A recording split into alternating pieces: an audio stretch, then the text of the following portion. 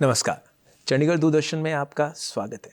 मैं हूं आपका दोस्त सचिन भारती और आप देख रहे हैं कार्यक्रम यंग तरंग, जहां मुलाकात करते हैं हम ऐसी शख्सियतों से जिन्होंने अपने हुनर से ना सिर्फ एक अलग पहचान बनाई है, बल्कि अपनी कला से हमारे लिए भी जीवन की एक राह बनाई है।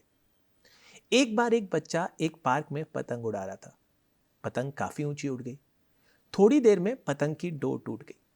पतंग को नीचे गिरते देख बच्चे ने पास खड़े दादाजी से कहा, दादाजी देखिए, पतंग नीचे गिर रही है क्योंकि डोर टूट गई।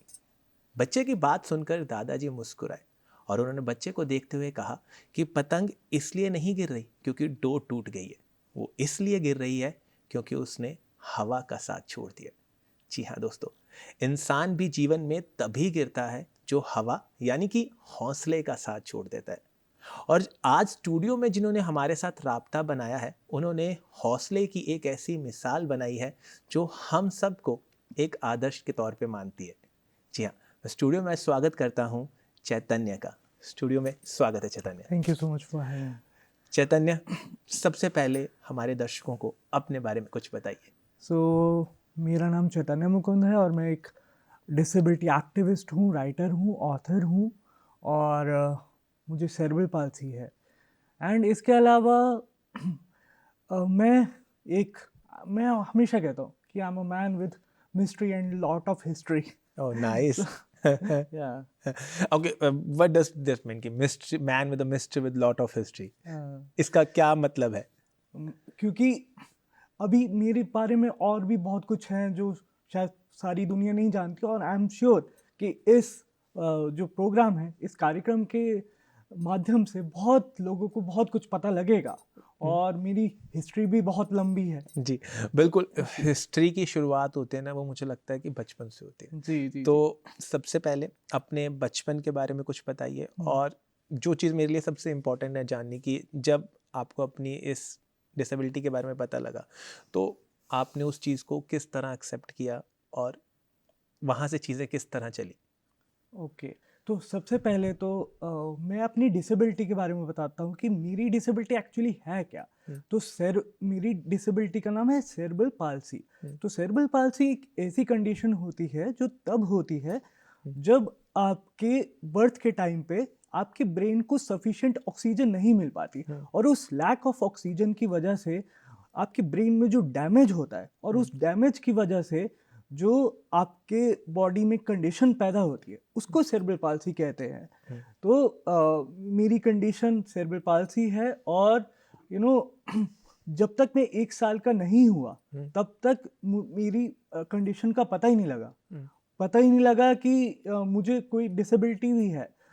वो तो जब मैंने खड़ा होना और बैठना और जो जितने भी माइलस्टोन्स होते हैं वो मेरे थोड़े डिले हो गए, एंड पेरेंट्स वर लाइक कि एक हो क्यों नहीं पा रहा। तो फिर गए डॉक्टर्स के पास, जाके दिखाया, तब पता लगा कि हाँ, इसको तो सीपी है, सेरेब्रल पाल्सी है, डिसेबिलिटी है।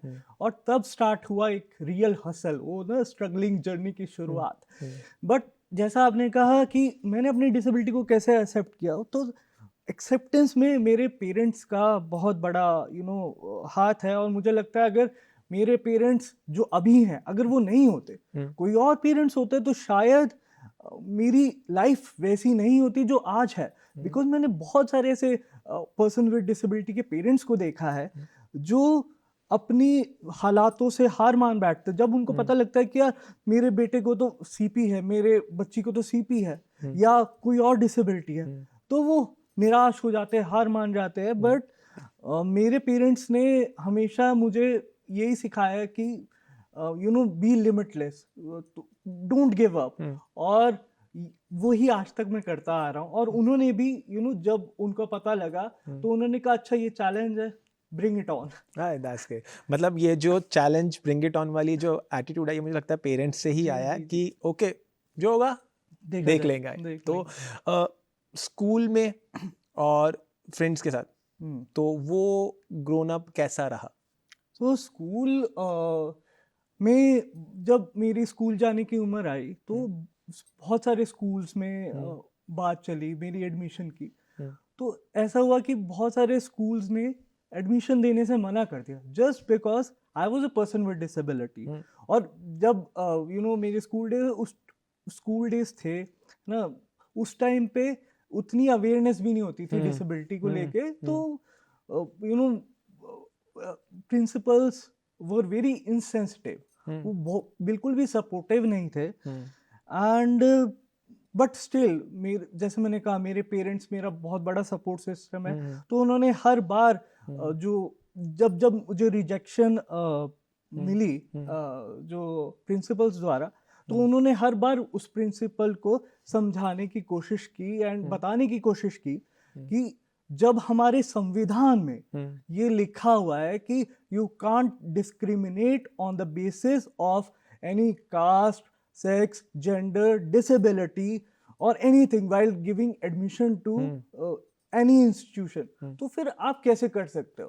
तो ऐसी बहुत लंबी लड़ाइयाँ मेरे पेरेंट्स ने मेरे लिए लड़ी हैं, और जिन लड़ाइयों की वजह से आज मैं यहाँ पे बैठा हूँ आपके सामने। एंड जब एक सपोर्टिव स्कूल मिला भी, जब एक सपोर्टिव प्रिंसिपल मिले भी, तो उसके बाद भी जब एक बार स्कूल में एडमिशन हो गई, तो स्ट्रगल खत्म नहीं हुए। लोगों को लगे स्ट्रगल खत्म हो गया, अब तो उसका एडमिशन हो गया, अब सब कुछ सही होगा, बट ऐसा नहीं हुआ। लेवल अप हो गया, स्ट्रगल का नया चैप्टर स्टार्ट हो गया, लेवल अप हो गया, because then I had challenges in studies because I was dyslexic, और उस टाइम पे डिसलेक्सिया के बारे में उतनी अवेयरनेस थी नहीं। वो तो जब तारे जमीन पर आई तब लोगों को जानने का मौका मिला। एंड आई वाज लाइक, जब मैं तारे जमीन पर देख रहा था, आई वाज लाइक यार अगर मेरे टाइम पे आई होती तो शायद उतना स्ट्रगल नहीं करना पड़ता जितना मैंने किया। और उसके अलावा डिसलेक्सिया के अलावा भी I was slow in writing because of my disability.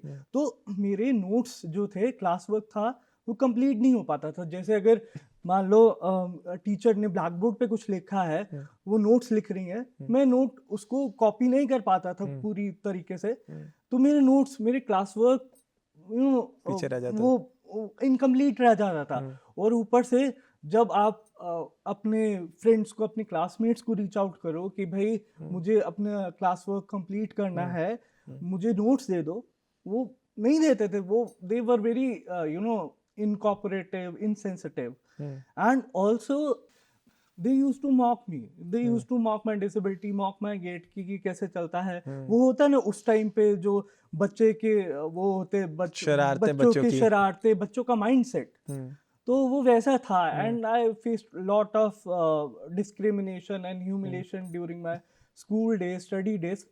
And उसके अलावा भी क्योंकि मेरी राइटिंग स्लो थी, तो जब एग्जाम्स होते थे तो मेरा पेपर छूट जाता था। मतलब 3 घंटे का जो टाइम है वो कंप्लीट नहीं हो पाता था। हालांकि उस टाइम पे भी सीबीएसई की तरफ से प्रोविजन थे कि जो पर्सन विद डिसेबिलिटी हैं उनको 1 घंटा एक्स्ट्रा मिलना चाहिए, बट स्टिल बहुत बार मिलता था, बहुत बार नहीं मिलता था, बहुत बार एक्स्ट्रा टाइम के नाम पे सिर्फ 5 मिनट एक्स्ट्रा मिल गए। तो बहुत बार ऐसा हुआ है कि मेरा पेपर छूट गया है और मैं रोते रोते घर आया हूँ कि मम्मा पापा, मतलब मुझे सब कुछ आता था, बट बिकॉज मेरी राइटिंग स्लो थी, मेरा पेपर छूट गया। तो ऐसा बहुत सेटबैक्स मैंने झेले अपने स्कूल टाइम में।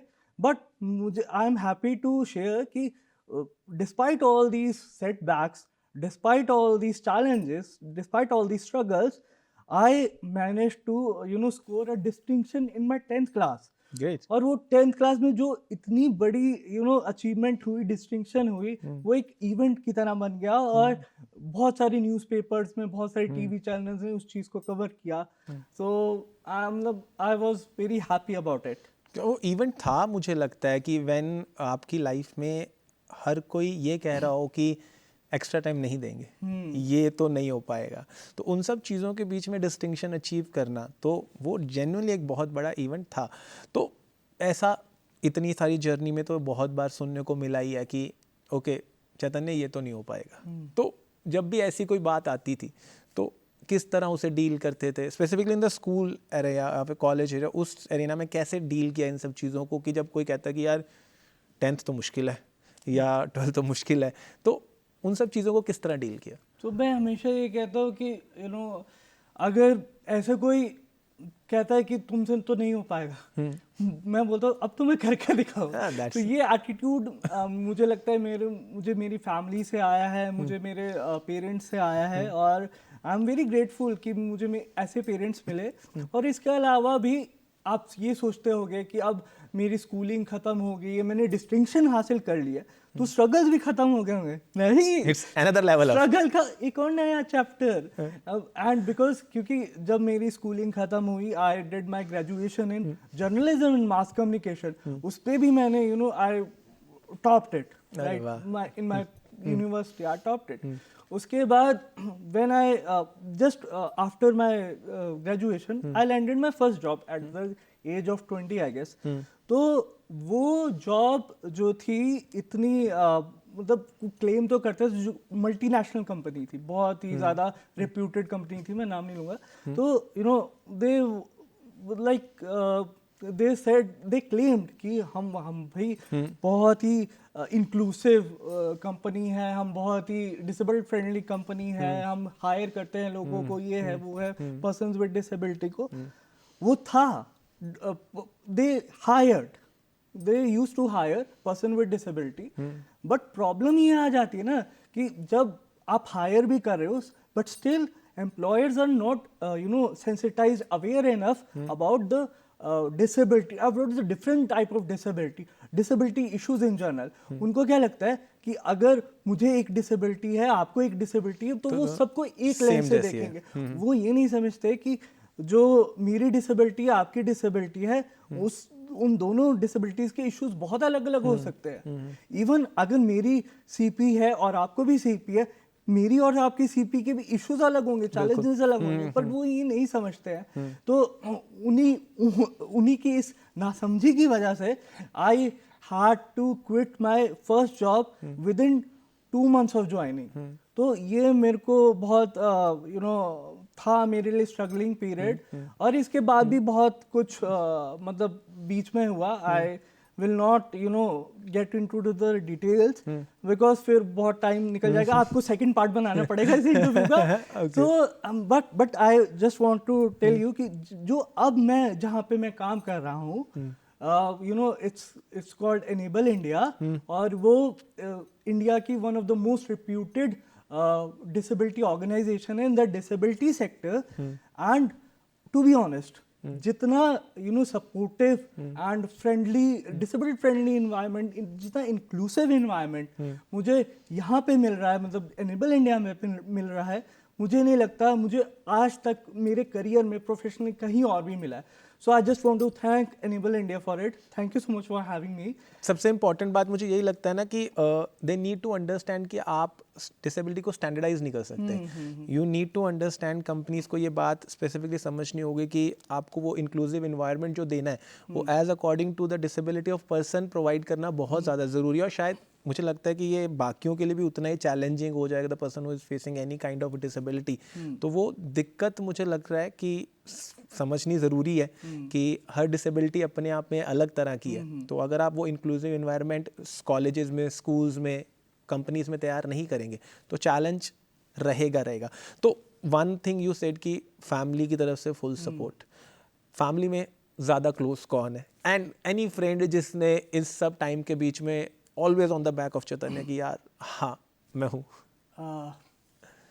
सो पहले मैं इससे पहले कि मैं आंसर दूँ इस चीज़ का, मैं बस यही आपका जो पिछला क्वेश्चन था कि कंपनीज जो हैं सेंसिटाइज नहीं है, एजुकेशनल इंस्टीट्यूशन इतनी सेंसिटाइज नहीं है ये डिसेबिलिटीज को लेके। बस उनको एक अगर ये सिंपल सी बात समझ आ जाए ना कि जैसे 5 उंगलियां होती है, 5 उंगलियां कभी बराबर नहीं होती, अगर वैसे ही डिसेबिलिटी भी बराबर नहीं होती। अगर उनको एक ये चीज दिमाग में पल्ले पड़ जाए तो मुझे लगता है सब कुछ सॉर्ट आउट हो जाएगा। जी बिल्कुल। एंड जहाँ तक आपकी अभी क्वेश्चन का सवाल है कि who was my support system through out the friends में और मम्मी डैडी में से ज़्यादा पुश किसकी तरफ से मिलता है? होता है ना, मुझे लगता है कि ऑलवेज ऑन द साइड की घर में एक पेरेंट तो ज़्यादा पुश देता है कि हाँ मैं हूँ। मुझे लगता है पुश तो दोनों ही देते हैं, मतलब दोनों ही वो like they are like always pushing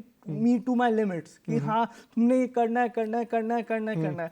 so for example अभी पिछले दिनों मैंने कुछ मतलब I was too occupied with my work and suddenly मुझे मेरे पेरेंट्स कहते हैं कि कल एक टॉक है, तुमने वहां पे जाके you have to talk about disability inclusion and ये क्वेश्चन है.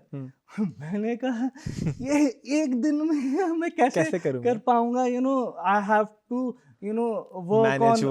manage work and I have to prepare for this talk as well. But उनको मेरे पे बहुत भरोसा है and भगवान की दया से आज तक कभी मैं भरोसा तोड़ नहीं पाया हूँ. And they have a reason यार कि but मैं बहुत नर्वस था उस टाइम पे कि मैं दोनों को मैनेज कैसे करूँगा, बट थैंकफुली वो हो गया, सब कुछ हो गया. तो दोनों ही बहुत इक्वली पुशी हैं. एंड अगर आप कहें कि सबसे ज़्यादा मेरा बेस्ट फ्रेंड कौन रहा इस पूरी जर्नी में, हु हैड मतलब मेरी बैक जो है हमेशा सपोर्ट सिस्टम की तरह बना रहा, वो मैं कहूँगा महादेव. अरे वाह, देवों के देव महादेव. बिल्कुल सही. एंड ये लाइफ में ना अगर आप एक्सेप्ट कर लेते हो तो फिर मुझे लगता है कि फिर बाकी सब चीजें तो अपने आप महादेव मैनेज कर ही लेते हैं जी. और मैं ये भी सोचता हूँ कि यार जो भी लाइफ में मैंने अचीव किया है या जो भी अभी लाइफ में जो भी हो रहा है वो मैं नहीं कर रहा, मेरी स्क्रिप्ट लिख रहे हैं महादेव ही लिख रहे हैं. बिल्कुल सही. तो हम सबकी लिख रहे हैं, हम सबकी लिख रहे हैं. बिल्कुल. तो एक चीज और जो मैं जानना चाहूंगा कि इसी स्क्रिप्ट में एक जो चैप्टर्स हैं जो मुझे बहुत ही इम्प्रेसिव भी लगे थे कि Chaitanya is also doing modelling, also doing a social work. तो ये मॉडलिंग वाला जो चैप्टर है, how this one started? So 2018 में आई गेस, हाँ 2018 में एक चेन्नई बेस्ड फैशन डिजाइनर थी, उन्होंने मुझे रीच आउट किया मेरे सोशल मीडिया डीएम पे कि I have gone through all your photos, because मुझे ना फोटो शूट करके अपने फोटोज पिक्चर्स अपलोड करने का बहुत शौक है, अभी भी है, पहले तो बहुत ही करता था. तो उस टाइम पे she reach out to me कि ऐसा एक फैशन इवेंट हो रहा है and I like to portfolio, I liked your pictures and I want कि तुम वो जो फैशन शो हो रहा है, एक तो फैशन शो हो रहा है और उसमें we are going to attempt a Guinness book of world record. ठीक है, पहले अटेम्प्ट होता है फिर बनता है. ठीक है, तो जब अटेम्प्ट हो रहा है एंड वहाँ पे मैं भी I am also a part of the show and I want you to model for my label, clothing label. So I was like, it was a dream come true for me. So within 2 weeks of this conversation, we were at Chennai. तो जो वहाँ पे हुआ, actual movement में, वो तो describe करना मुश्किल है. जब मैं रैंप पे गया एंड लोग हूट कर रहे हैं, चीयर कर रहे हैं, वो experience he you can't really express in words, but उसको मैं बस you can only experience it. Yeah, I can see this on your face कि वो आप अभी भी फील कर सकते हो. Yeah. But मतलब उससे पहले हमेशा I always wanted to make it big in the entertainment industry. But हमेशा से मुझे एक कंसर्न रहा था, एंड ये it's a very valid concern कि पर्सन्स विद डिसेबिलिटी के लिए एंटरटेनमेंट इंडस्ट्री में ज्यादा एवेन्यूज नहीं है. बिल्कुल, बहुत लिमिटेड है, बहुत लिमिटेड है, आज भी बहुत लिमिटेड है. तो मैं करूँगा कैसे, ये कैसे होगा? बट वो कहते हैं ना कि जब आप किसी चीज को बहुत शिद्दत से चाहो तो पूरी कायनात उसको आपसे मिलाने में लग जाती है. तो वही मेरे साथ भी हुआ. तो that's the story. Okay, you said कि एक गिनीज वर्ल्ड रिकॉर्ड के लिए अटेम्प्ट था इस मॉडलिंग में. तो इसके अलावा कोई ऐसा मोमेंट लाइफ का रहा हो जिसे लगा हो कि यार ये मोमेंट लाइफ का one of the changing moment of life है? ऐसे बहुत सारे हैं, बट एक मैं बताना चाहूँगा कि like I am also researcher, disability researcher. Okay. So I did research on abuse against person with disability, जो कि मैंने की थी in collaboration with Azim Premji foundation and NCPDP organisation है. Disability organisation. तो उन्होंने इंडिया की no not India but South Asia की first of its kind fellowship start की थी for youth with disability. So I was selected, I was one of the youth with disability, and my research topic was abuse against person with disability. Like जो शोषण होता है person with disability के साथ, discrimination, humiliation, emotional, physical, mental level पे, और कैसे उस इंस्टांसेस को, कैसे उन इंस्टांसेस को बहुत there is very lack of reporting, report नहीं किया जाता बिकॉज एक तो स्टिग्मा है, एक तो डिसेबिलिटी है, ऊपर से स्टिग्मा है, पब्लिक शेम। तो ये सब फैक्टर्स मिलके जो लोग हैं पर्सन विद डिसेबिलिटी है जिनके साथ ये हुआ है, वो इन सब चीजों को रोकते हैं कि यार ये सब चीजें हैं, अगर हम रिपोर्ट करेंगे तो क्या होगा। और जो अथॉरिटीज है वो भी इतनी ज्यादा अवेयर नहीं है, सेंसिटाइज नहीं है इस बारे में, so they also don't take it seriously. तो मैंने ये जो रिसर्च किया, अभी वो रिसर्च पब्लिश है, स्टडी पब्लिश है, and I am happy to share कि it's one of its kind in India. It was a pilot study. आज जब तक मैंने ये स्टडी नहीं की थी, इससे पहले इंडिया में आज तक कोई ऐसी structured and well research study हुई नहीं जो इस टॉपिक के ऊपर की है, इस टॉपिक पे, abuse against person with disability and the lack of reporting around it, right. तो इस जो टॉपिक है, इस टॉपिक के बेसिस पे, इस रिसर्च के बेसिस पे, I was invited by the US state government, oh that's great, US State Department, for their one of the most prestigious leadership program in the world, which is called the IVLP, मतलब International Visitors Leadership Program. और आपको जान के हैरानी होगी कि इसके इल्यूमिनाइज जो है दुनिया के नामी गिरामी वर्ल्ड लीडर्स हैं, जिसमें हमारे नरेंद्र मोदी जी और बाकी जो फॉर्मर हमारे प्रधानमंत्री रहे और बहुत सारे वर्ल्ड लीडर्स वो भी हैं। तो जब इसमें मुझे जाने का मौका मिला, तो इस लीडरशिप के दौरान I was also invited to Harvard law school. Okay, वहाँ पे एक कैम्ब्रिज में, एंड वहाँ पे एक लेक्चर अटेंड करने का मौका मिला। तो आप ये सोच के देखो, एक बार सोच के देखो, मैं जनता से भी अपील करना चाहूँगा कि एक बार आप सोच के देखो कि इंडिया में जिस इंसान को बहुत साल पहले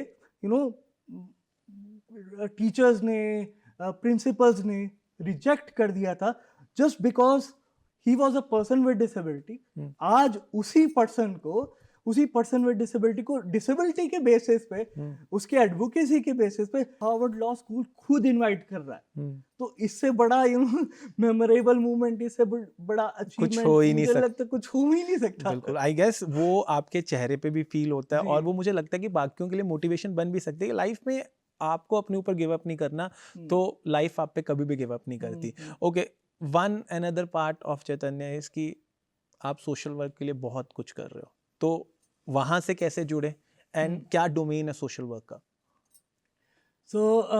सोशल वर्क की शुरुआत मतलब वैसे तो बचपन से ही थी, बिकॉज मैं अपने पेरेंट्स को देखता था कि कैसे कैसे वो मेरे राइट्स के लिए लड़ते हैं as a person with disability. तो उन्हीं को देख देख के जब मेरा एक एप्रोप्रिएट एज आई, तो उन्होंने कहा कि जैसे हम तुम्हारे लिए जिंदगी भर अब लड़े, अब तुम्हारी बारी है कि तुम लोगों के लिए, तुम अपने पर्सन विद डिसेबिलिटी कम्युनिटी के लिए लड़ो। तो वहीं से मेरी शुरुआत हुई ऑफिशियली। अनऑफिशियली तो बचपन से चली, ऑफिशियली 2021 में जब I was selected for the NCPDP Javed Abidi fellowship, तो वहाँ से स्टार्ट हुई। और जैसे मैंने कहा कि रिसर्च पब्लिश हुई, and I really want to thank NCPDP and Javed Abidi fellowship और जो अजीम प्रेम जी फाउंडेशन है, to have that kind of faith in me कि मुझे ये मौका दिया गया कि इतने सेंसिटिव टॉपिक को जिस पे कोई हाथ नहीं डालता, जिस पे कोई बात नहीं करना चाहता, उस टॉपिक को दुनिया के सामने लाने में, एज अ रिसर्च रिपोर्ट लाने में हेल्प किया। तो वहीं से मेरी डिसेबिलिटी एडवोकेसी की शुरुआत हुई। और उसके बाद मैं अमेरिका गया, right, for 3 week programme, right. और उसके बाद मुझे गोवा स्टेट गवर्नमेंट ने they selected me as a ambassador for my disability to represent my disabled community on a international level. तो ये एक इवेंट होता है हर साल गोवा में, पर्पल फेस्ट करके, इंटरनेशनल पर्पल फेस्ट, जो कि इंडिया का इकलौता ऐसा इंक्लूसिव फेस्ट है जहाँ पे डिसेबिलिटी के बारे में ही सारी चर्चा होती है। Disability workshops, disability events, panel discussion, और जो भी आप डिसेबिलिटी के अराउंड सोच सकते हो वो सब होता है।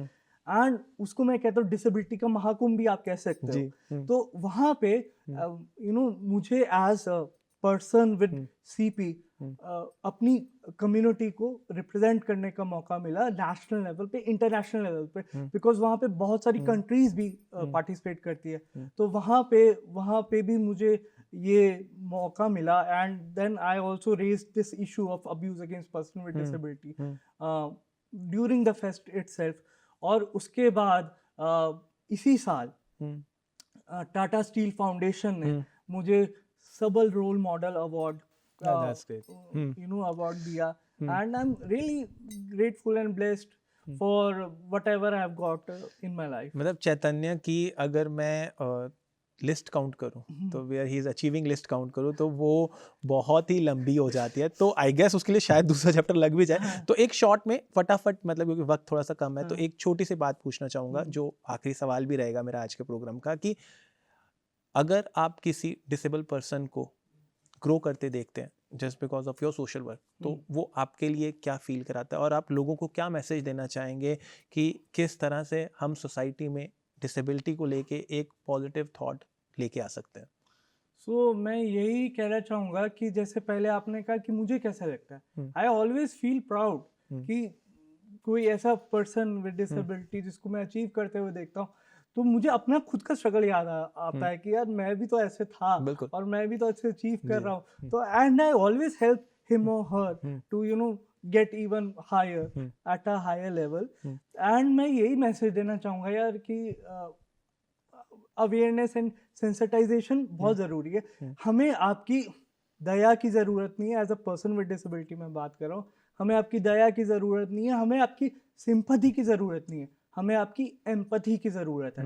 और एम्पैथी कैसे आएगी? जब माइंडसेट एम्पैथी में माइंडसेट में एम्पैथी होगी। क्योंकि जब आप एक्सेसिबिलिटी की बात करते हैं, जब आप इंफ्रास्ट्रक्चर की बात करते हैं, तो अगर इंफ्रास्ट्रक्चर एक्सेसिबल और इंक्लूसिव तभी होगा ना जब जो उसको करने वाला है वो एम्पैथाइज होगा। तो सबसे ज़रूरी बात यही हो जाती है कि हम कितनी जिम्मेदारी लेते हैं। एक बार गांधी जी सत्याग्रह की यात्रा पर थे। एक माँ अपने बच्चे को लेके आई और गांधी जी को कहा कि मेरा बच्चा बहुत मीठा खाता है, आप इसे समझाइए क्योंकि ये आपको बहुत मानता है तो ये मीठा खाना छोड़ देगा। गांधी जी ने उस माँ को एक हफ्ते बाद आने को कहा। एक हफ्ते बाद जब वो माँ अपने बेटे को लेकर गांधी जी के पास आई तो गांधी जी ने उस लड़के को मीठे के बहुत सारे नुकसान बताए और उससे वादा लिया कि वो मीठा नहीं खाएगा। माँ ने गांधी जी से पूछा कि यही बात आप एक हफ्ते पहले भी तो बता सकते थे। तो गांधी जी ने कहा कि एक हफ्ते पहले वो खुद मीठे के बहुत शौकीन थे और जो चीज़ वो खुद करते हैं वो किसी और को ना करने के लिए कैसे कह सकते हैं। हम सब समाज में बदलाव चाहते हैं लेकिन ये भूल जाते हैं कि उस बदलाव की शुरुआत खुद से होती है। और चैतन्य जैसे लोग हमें समझाते हैं कि अगर बदलाव खुद से शुरू किया जाए तो हम दूसरों के लिए प्रेरणा बन सकते हैं। चैतन्य, स्टूडियो में जुड़ने के लिए धन्यवाद। धन्यवाद।